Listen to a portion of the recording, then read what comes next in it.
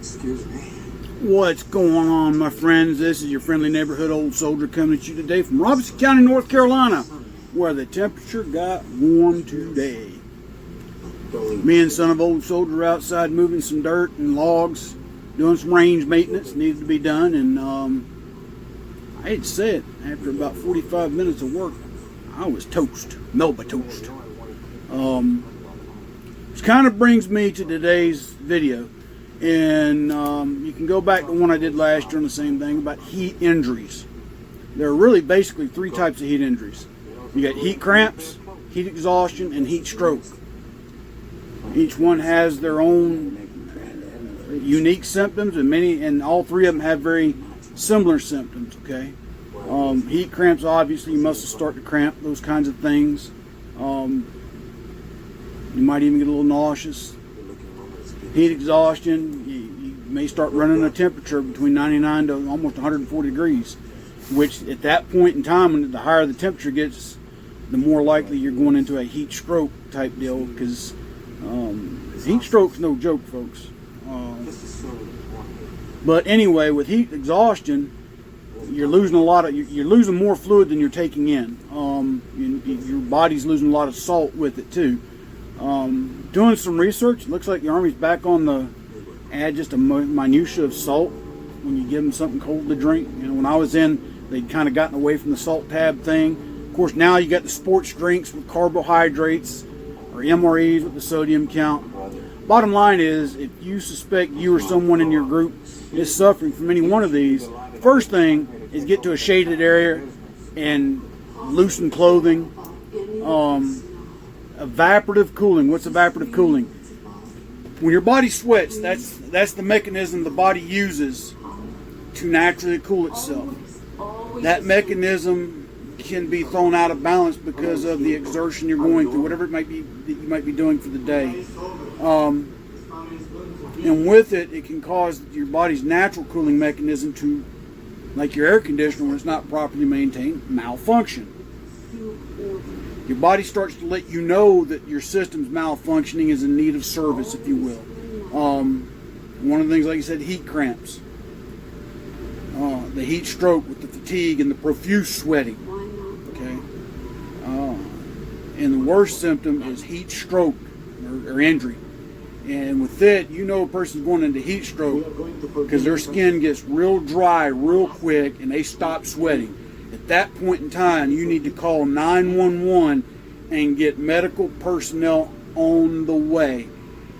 With all three of these types of injuries, get them, like I said, to a shaded area and start to cool them off by fanning them. First you need to loosen their clothing. Let the body's skin breathe, okay? It's got to be able to breathe. Use fanning techniques, all right?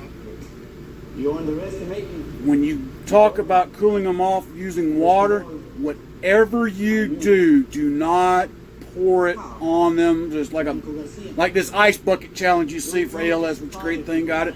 But if someone's suffering from a heat casualty, do not take a bucket of ice water and pour on them. You'll send them into shock and quite possibly a cardiac arrest. You could kill them.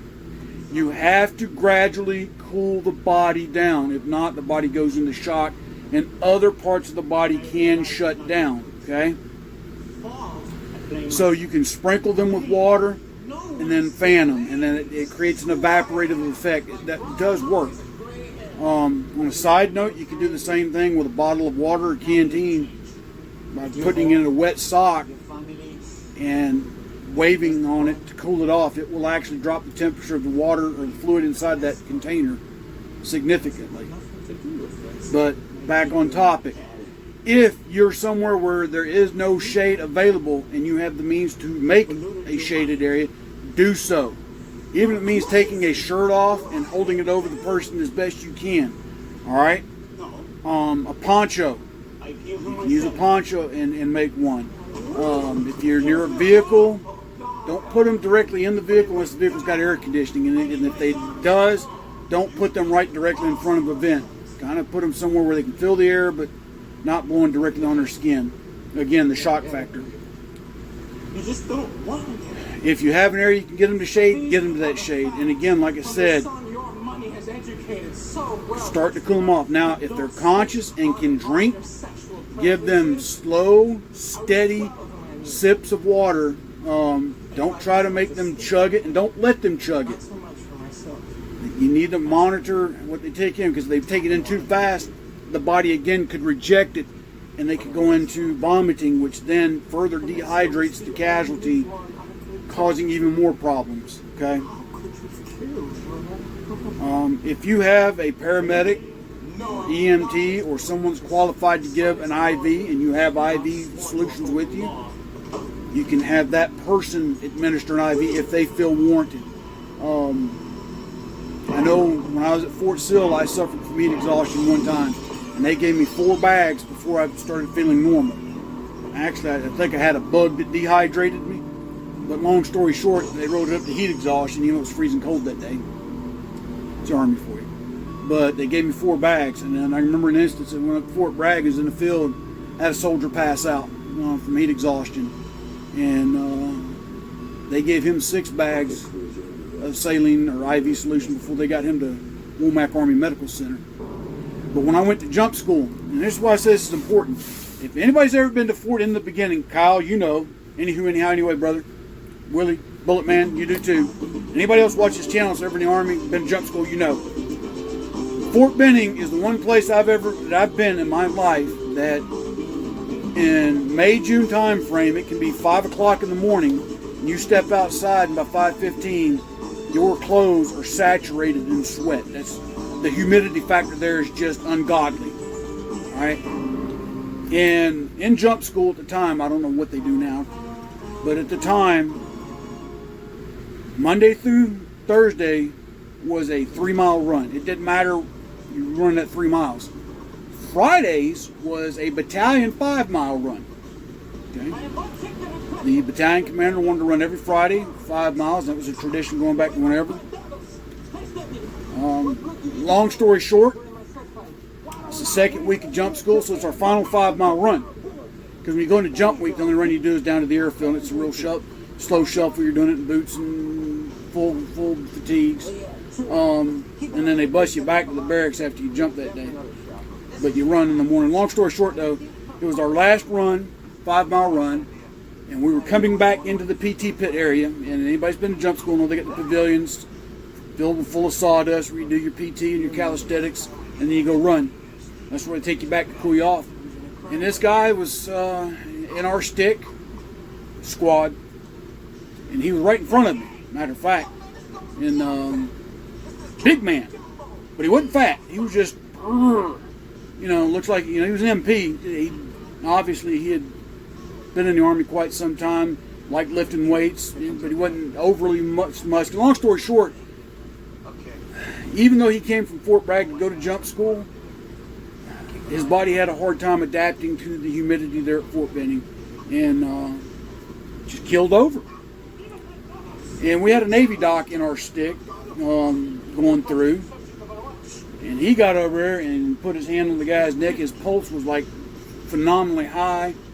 He had stopped sweating, and the doc looked at the black hats, and in this one few times I've ever seen an officer tell a black hat, "You need to hurry the F up and get a effing ambulance here, ASFing now, Sergeant." They got him to the hospital. They said they got him to the hospital at 103.5 fever. Okay. The thing was, he didn't seem to do anything out of the ordinary. It's just his body had not been fully acclimatized for the region he was in. I think he'd spent a lot of time in Germany, if memory serves me correct. I talked to him a handful of times, and even saw him back at Fort Bragg after I got there. And he went back 2 years later and got his wings. But he was now identified as a heat casualty. He'd had a heat stroke. Okay? Now, again, heat strokes. If you can get someone cooled down and to a hospital, if it's heat exhaustion or even it's heat stroke, even cramps, what I'm saying, the more you can get help and aid and prevention before it gets to heat stroke, because heat stroke involves other things like long-term memory damage, okay? Depending on how severe the heat stroke is. Because here's the thing, and I'm a heat stroke, or not heat stroke, but a heat casualty person. I've had heat exhaustion twice that I know of. Okay? That makes you more prone in the future to other heat injuries, just like with cold weather injuries. Someone that has frostbite or has had frostbite is prone quicker to getting it again than someone, say, hasn't had it. Okay? So again, let's talk about some preventative measures right quick. We've kind of talked about treatment. I'm no subject matter expert. You need to go and research and know exactly what to do for each one. I know the biggest thing is get it to shade, loosen their clothing, slowly cool them down. Don't dunk them in water, especially not ice water. Have them drink if they can, but slow, controlled sips, not gulping or guzzling. Okay. But let's talk about preventative measures to begin with. If it's, say, 95 degrees or higher outside, you want to work on, say, a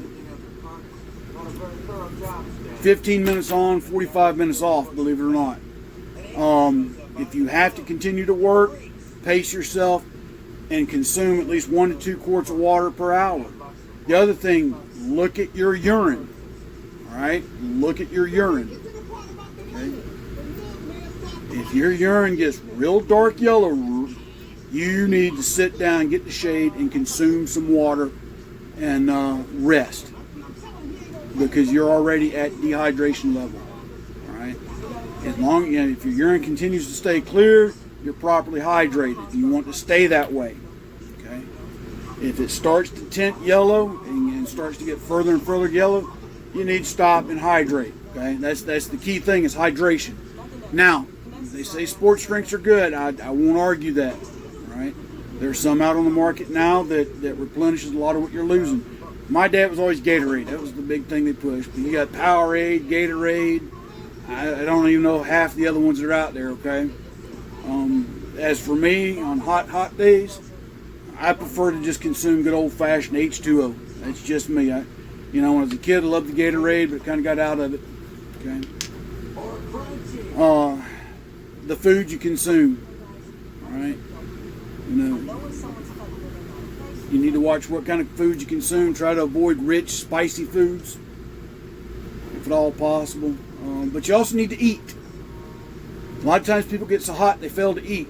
Okay, failing to eat further sets your body to malfunction when it gets hot. Okay, your body still needs that energy to maintain the workload that you're going into, depending on what it is you're doing. So you have to eat something. Whether it's just some fruit or a light meal, whatever the case is, you need to eat throughout the day to maintain your energy level, okay? To maintain the proper function of your body. Because a lot of guys, it's too hot, I'm not hungry. Guess what, soldier, you need to eat. I've had to force my soldiers to eat even just a portion of an MRE to keep them from falling out when we were in the field. They just, I'm so hot, sir. You need to eat. Later, they saw the need for it and appreciated me making them eat, and that was, there you go. Anyway, anyway, Kyle, that's for you, and I know I screwed it up, so anyway, Brother Kyle, that's for you, my friend. God bless, take care, stay safe, stay vigilant, stay armed, keep your eyes open, your ear to the ground, keep your head on a swivel, watch your back, watch your buddies back, folks. Until tomorrow, God bless, take care, and I hope you get something out of this, and we'll talk to y'all soon. Soldier out.